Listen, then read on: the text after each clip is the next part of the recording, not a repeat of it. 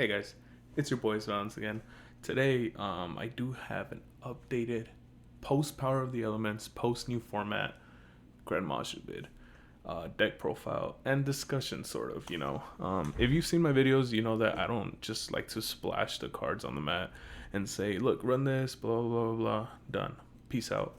I sort of like to give you guys an explanation as to why I'm running the cards that I am, why I cut some cards, which I mean, the deck is pretty different since the first video I did, just because you gotta evolve, right?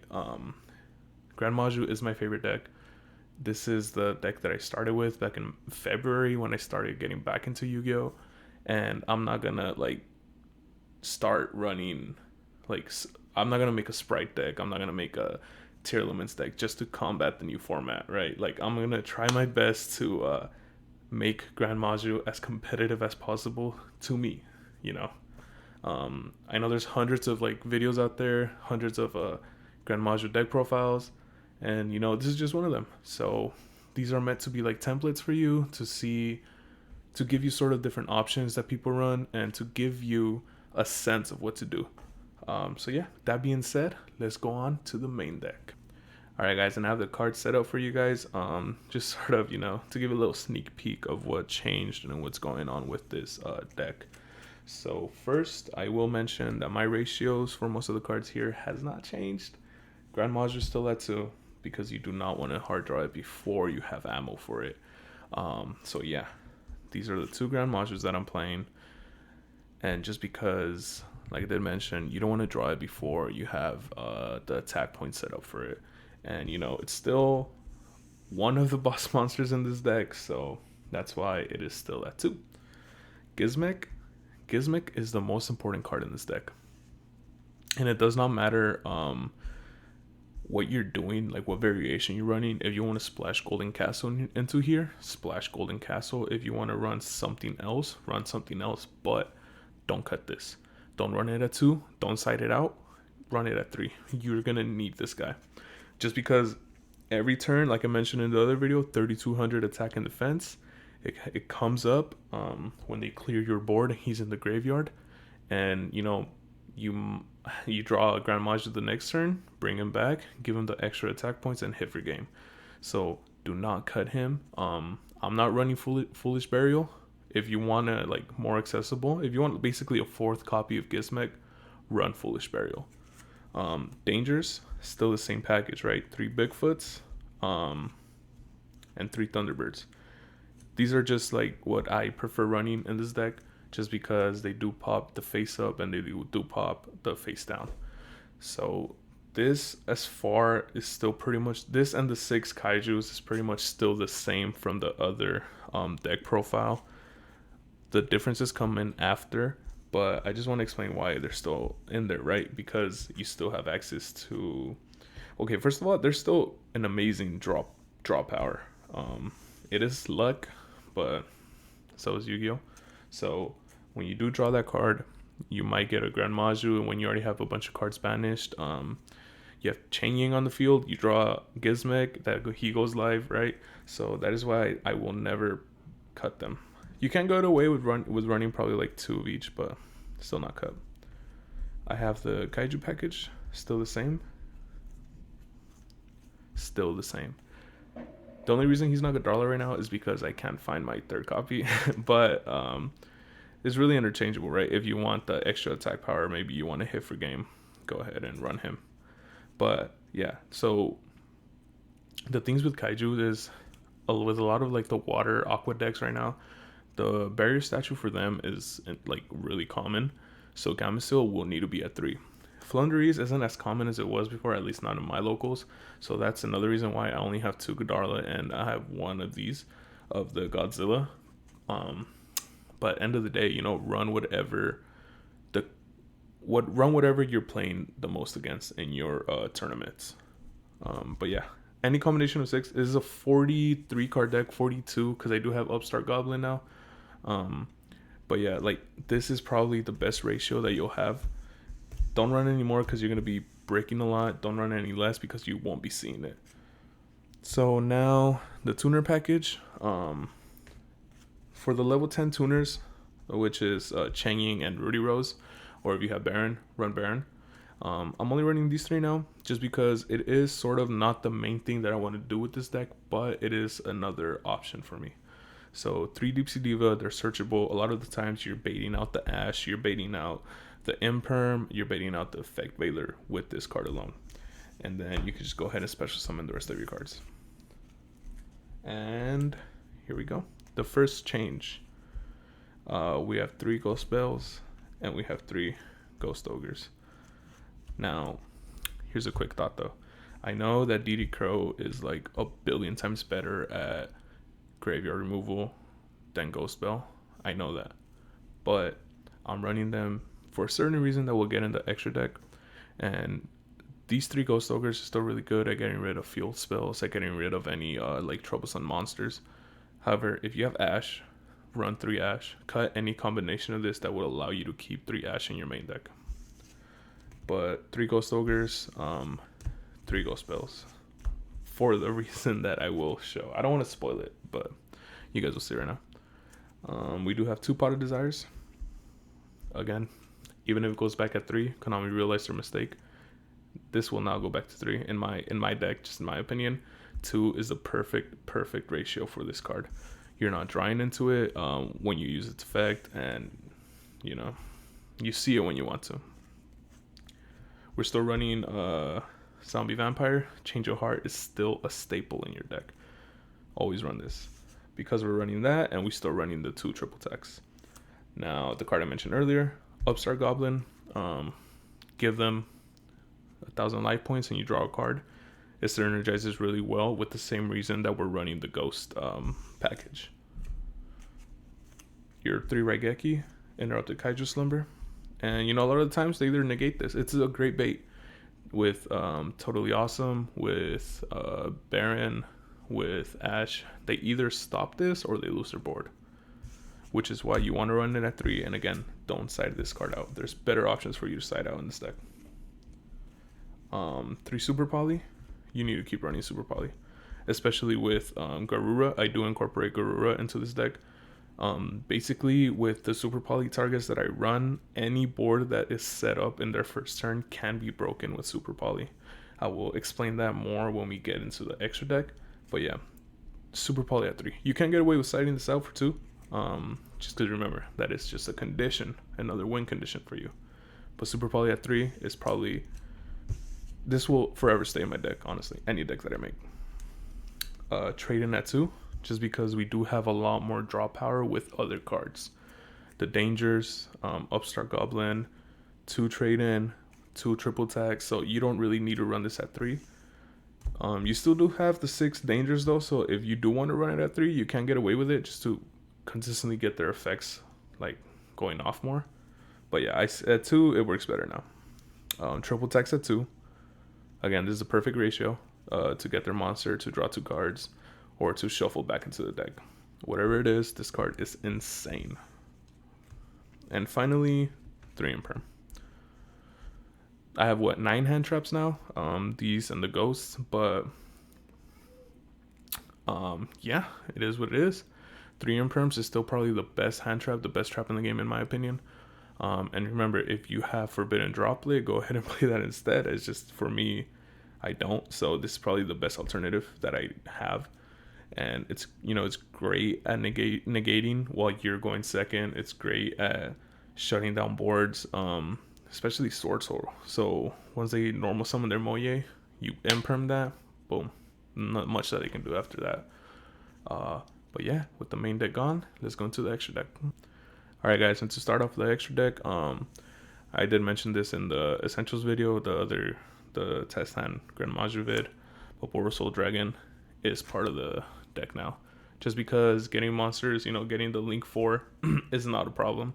Especially if you open Change of Heart and triple text and they do their Ash or whatever to negate earlier.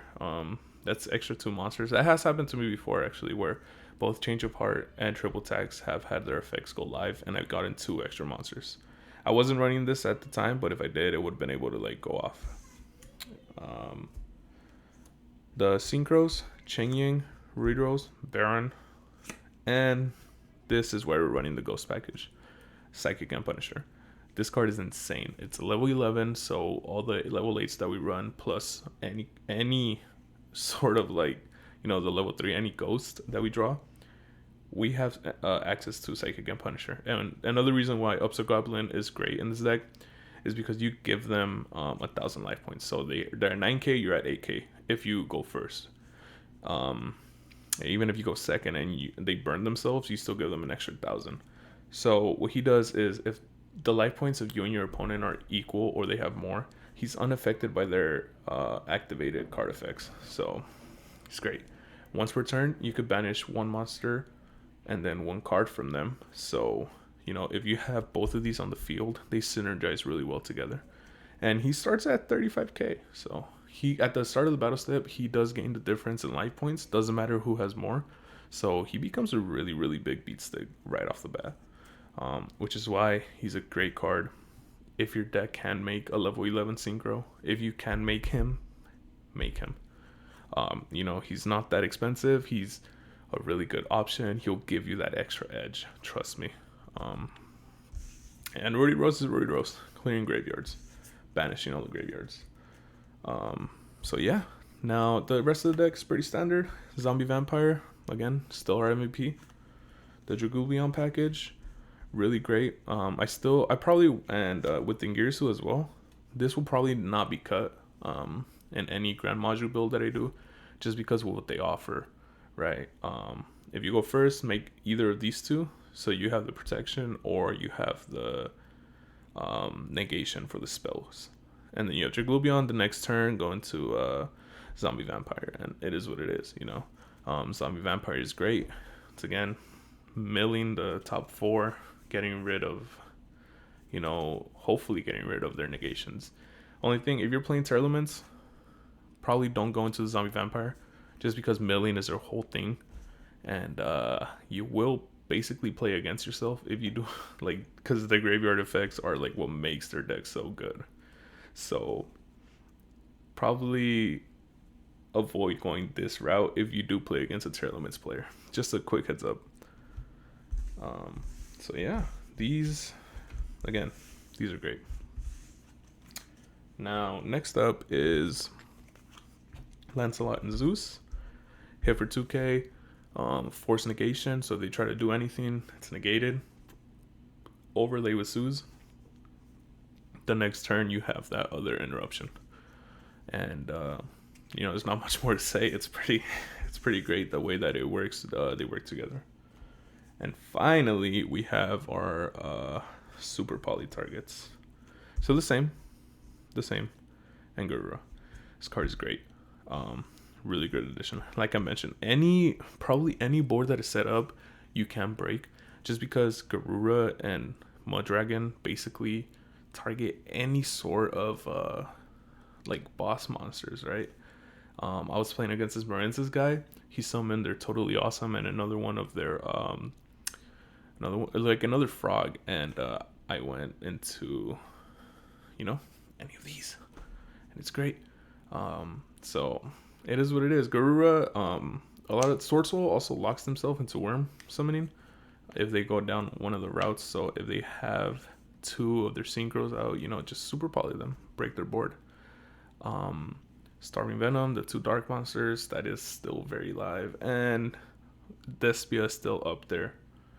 So that's why we're still running Predaplant, Dragostopelia. Like I mentioned, you want to run Super Poly because, well, if you're playing a rogue deck, you definitely want to be running Super Poly, just because it gives you that extra edge, that extra board breaking edge, and they can respond to Super Poly, so it doesn't matter what they have on the field, your effect will go through, you will break their board, you will make them rethink their life. Probably not that much, but yeah, this is great. Any other Super Poly targets that you want to run, if you're playing against an Eldritch, there's the Mad Golden Lord. If you're playing against another heavy, if you're playing against heroes, or another heavy dark deck, go for the other Predaplant. Thyro something, I keep forgetting his name, but he's the one that requires 3 dark monsters. Go into him. He's great for any fusion. Garura is Garura. It's great. I'm super glad we got this card because we're able to combat Sprite. We're able to combat any sort of Aqua mess that's running around. Because, and also when he attacks, when he inflicts battle damage, they take double the damage that you would normally give. And in the graveyard, he's able to draw a card for you. So that's more draw power. So, and these, like, I know I'm going off a bit on a tangent here, but that's just to emphasize how important these cards are and how important Super Poly is when you're not running a meta deck. So yeah, that being said, let's go on to the side deck. And for the side deck, you know, pretty simple. We're still sighting in our Floodgates, Pancro Chops, 2 Nibs. These are great to play against any, like, Terraments, any Marincess, any Sprite, anything that summons a lot. Also, Summon Limit. Both really great at stopping their boards. Anti-Spell Fragrance.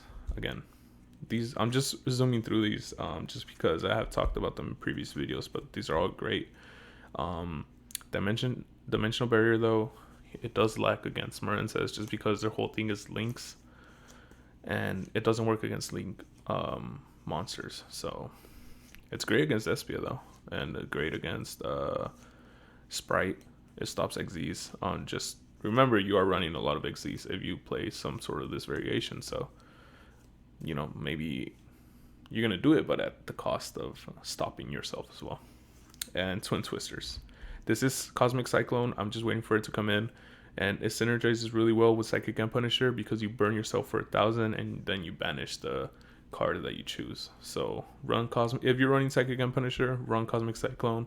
Unless you want to run 6 back row removal instead of, like, you know, anything else, go ahead and run both of them. And yeah, so this will sort of not change for the foreseeable future. This will stay the way it is, and hopefully the ban list doesn't, like, I know there's like a speculation of another ban list coming in August. Hopefully it doesn't mess up too much, right? So with that being said, let's go to the outro. If you're wondering why I look different, my camera died, so I had to switch over to my phone. But anyways, yeah, this is the deck, guys. This is what I will be running for the foreseeable future. This is what I believe, like, what I can make as competitive as possible. I am going to a couple locals pretty soon, so I will, like, show you guys what I did, and hopefully I was able to top. Like, that's my intention. Every time I go to a tournament, I intend to top. I've gone 2 top 3 finishes with the other Gren Maju build, so hopefully this gives me the extra little oomph that I need. And yeah, with that being said, I really appreciate you. You stuck all the way to the end. Go ahead and give this a like. Subscribe if you want to see more of my content. I got more Master Duel coming up. I got my other Blue Eyes build coming up. And yeah, hopefully you guys enjoy. Have a wonderful day.